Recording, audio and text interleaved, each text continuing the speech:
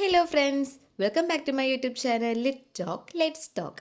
അപ്പോൾ നമ്മൾ ഇന്ന് ഇവിടെ ഡിസ്കസ് ചെയ്യാൻ പോകുന്നത് 8ാം ക്ലാസ്സിലെ ഇംഗ്ലീഷ് ടെക്സ്റ്റിലെ 3rd യൂണിറ്റിലെ ലാസ്റ്റ് ചാപ്റ്ററാണ് the astronomer by Rabindranath Tagore. അപ്പോഴേ ഈ ഒരു പോയത്തിൽ പറയുന്നത് ഒരു ചെറിയ കുട്ടിയും അതിൻ്റെ ജ്യേഷ്ഠനും തമ്മിലുള്ള ഒരു ടോപ്പിക്കിനെ ചൊല്ലിക്കൊണ്ട് അവർ പറയുന്ന കുറച്ച് കാര്യങ്ങളാണ് നമുക്കിവിടെ പോയമായിട്ട് പഠിക്കാനുള്ളത്.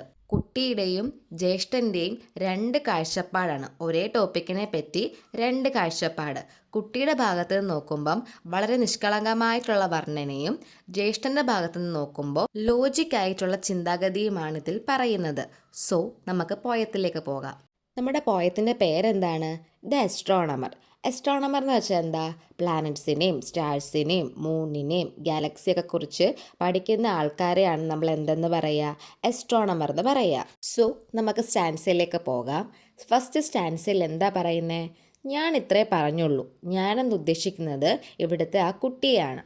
ആ കുട്ടി എന്താ പറഞ്ഞത്? വൈകുന്നേരങ്ങളിൽ വട്ടത്തിലുള്ള പൂർണ്ണചന്ദ്രനെ മുകളിലേക്ക് നോക്കുമ്പോൾ അത് മരച്ചില്ലകളിൽ കുടുങ്ങിക്കിടക്കുന്നതായി കാണാം. അങ്ങനെ ആ ഒരു പൂർണ്ണചന്ദ്രൻ മരച്ചില്ലകളിൽ കുടുങ്ങിക്കിടക്കുമ്പോൾ അതിനെ ആ മൂണിനെ ചന്ദ്രനെ ആർക്കെങ്കിലും പിടിച്ചൂടെ എന്നാണ് കുട്ടി ചോദിക്കുന്നത്. അതാണ് ഫസ്റ്റ് സ്റ്റാൻസയിൽ പറയുന്നത്. ഇനി സെക്കൻഡ് സ്റ്റാൻസിൽ എന്താ പറയുന്നതെന്ന് നോക്കാം.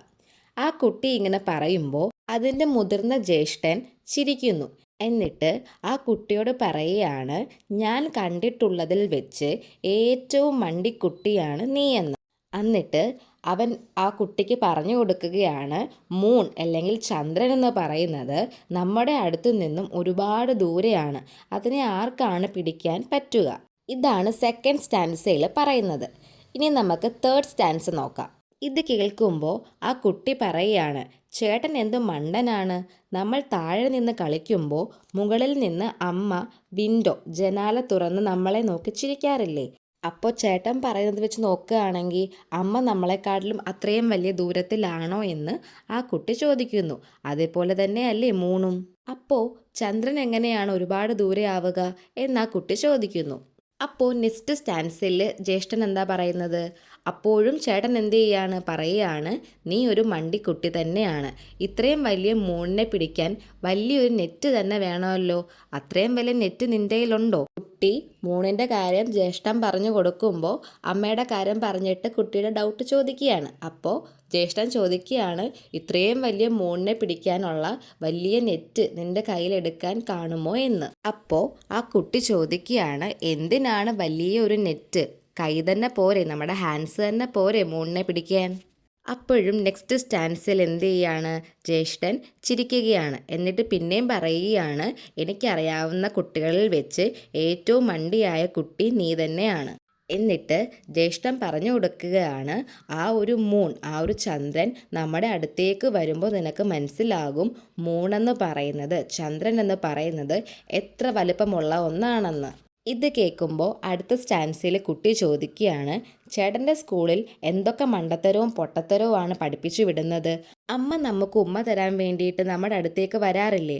അപ്പോൾ അമ്മയുടെ മുഖം വലുതായിട്ട് തോന്നാറുണ്ടോ? അല്ലെങ്കിൽ ജ്യേഷ്ഠൻ പറഞ്ഞ പോലെ മൂൺ അടുത്തേക്ക് വരും പോലെ അമ്മയുടെ മുഖം അത്രയും വലുതാകാറുണ്ടോ? അപ്പോഴും ചേട്ടൻ എന്ത് തന്നെയാണ് പറയുന്നത്? ഞാൻ കണ്ടതിൽ വെച്ചും ഏറ്റവും മണ്ടയായ കുട്ടി നീ തന്നെയാണ്.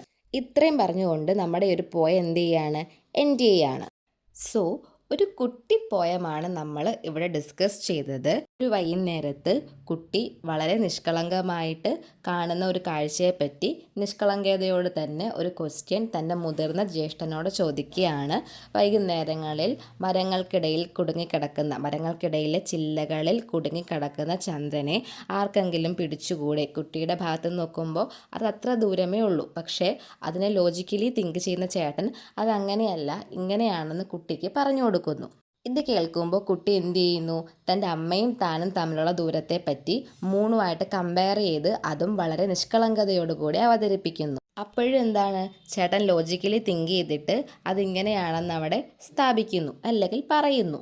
അതേപോലെ ജ്യേഷ്ഠൻ ആ ഒരു മൂണിനെ പിടിക്കുന്ന കാര്യം പറയുമ്പോഴും കുട്ടി എന്താണ് വളരെ നിഷ്കളങ്കതയോടുകൂടി പറയുകയാണ്, എന്താണ് അതിനെ കൈകൊണ്ട് പിടിക്കാലോ, എന്തിനാണ് നെറ്റ്.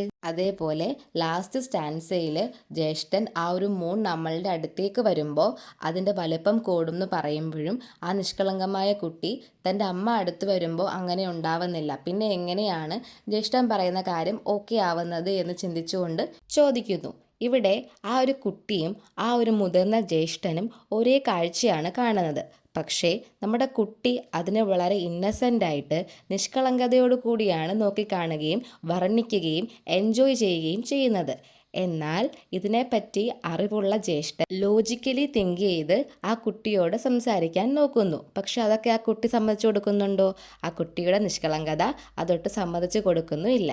പ്രകൃതിയെ വർണ്ണിക്കുന്ന നിഷ്കളങ്കമായ രീതിയും അതേപോലെ വളരെ ലോജിക്കായിട്ട് ചിന്തിക്കുന്ന രീതിയും, അങ്ങനെ രണ്ട് കാഴ്ചപ്പാടിനെ പറ്റിയാണ് ഇവിടെ ടാഗോർ ഈ പോയത്തിൽ വ്യക്തമാക്കുന്നത്.